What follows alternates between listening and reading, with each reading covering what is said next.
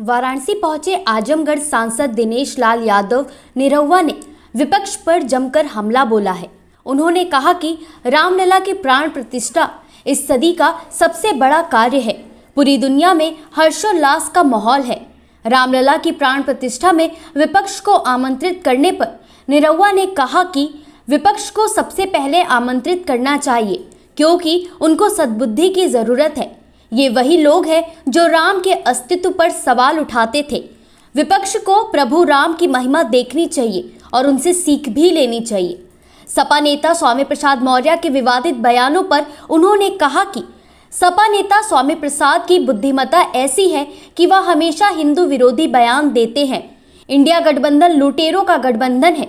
उनके पास पीएम का चेहरा भी नहीं है। चुनाव हार जाएंगे तो ईवीएम का रोना रोते रहेंगे। आगामी लोकसभा चुनाव में कमल ही खिलेगा। लंबे समय से इंतज़ार था, पूरे देश को इंतज़ार था, पूरी दुनिया को इंतज़ार था और मुझे तो बचपन से इंतज़ार था कि कब ये होगा। तो मुझे लगता है कि इस देश का, इस सदी का सबसे बड़ा काम होने जा रहा है और हम लोग तो बहुत खुश हैं। और फाइनली जो है, जो इंतज़ार था वो ख़त्म हो रहा है। 22 तारीख को प्रभु श्री राम का पट खुल रहा है।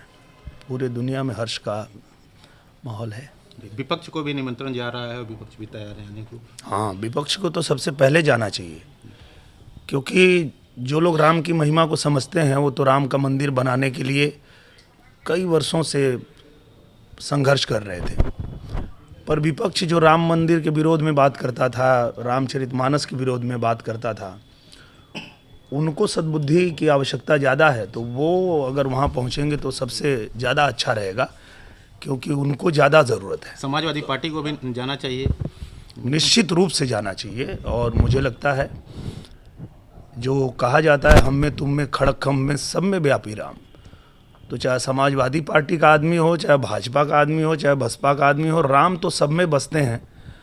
अब उस राम के दर्शन करने के लिए हर किसी को जाना चाहिए। लेकिन जिस तरह से कार सेवा के दौरान गोलियां चलाई गई मुलायम सिंह के द्वारा, लगातार कई कार सेवकों को जान दी गई, उसके बाद भी समाजवादी पार्टी को निमंत्रण देना और हाँ बिल्कुल, क्योंकि वो अगर उस समय समझते तो नहीं गोली चलाते।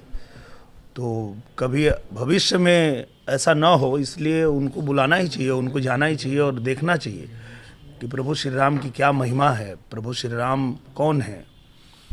जहाँ पूरे दुनिया का ज्ञान खत्म हो जाता है, वहाँ से फिर श्री राम का ज्ञान शुरू होता है। तो मुझे लगता है कि जाना ही चाहिए 100%। स्वामी प्रसाद मौर्य ने एक फिर भी आज विवादित बयान दिया है कि हिंदू कोई जात नहीं है और इसमें जो है लोग FIR भी करवाते रहे हैं और इस पे पहले भी लोग बयान देते हैं। क्या कहना है? मुझे लगता है कि हर व्यक्ति की अपनी अपनी आस्था है और स्वामी प्रसाद मौर्य जी जो भी बयान दे रहे हैं वो उनकी बुद्धिमत्ता है, वो उनकी समझ है।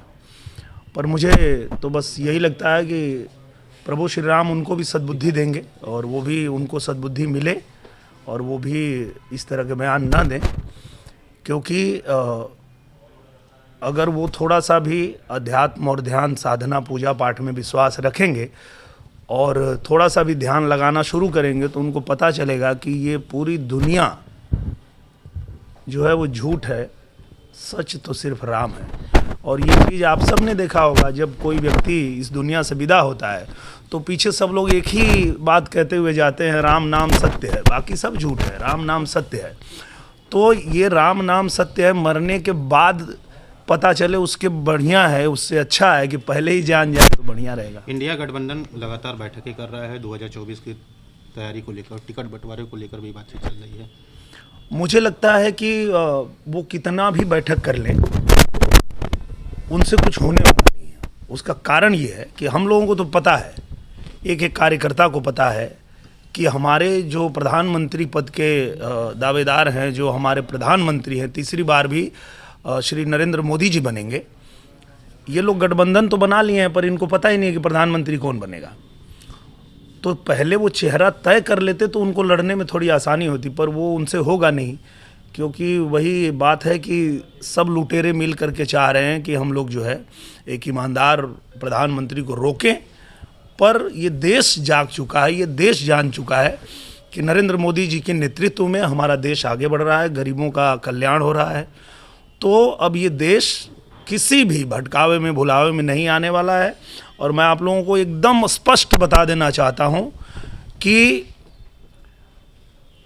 विपक्ष जो है, विपक्ष ईवीएम का रोना रोते रह जाएंगे, बचे खुचे जो किले हैं उनके सब ढह जाएंगे।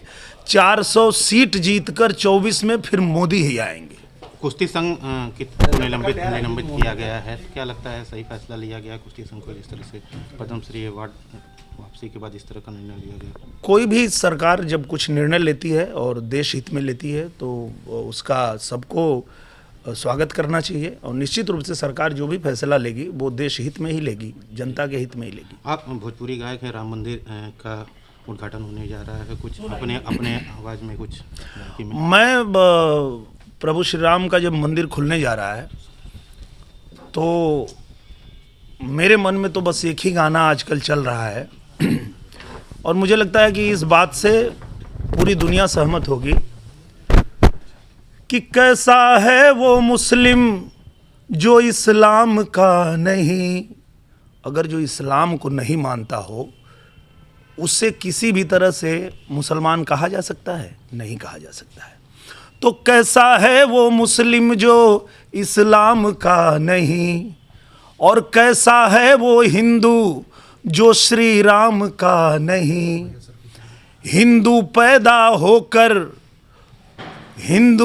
होकर हुए अयोध्या धाम का नहीं। जो राम का नहीं वो किसी काम का नहीं। जो राम का नहीं वो किसी काम का नहीं।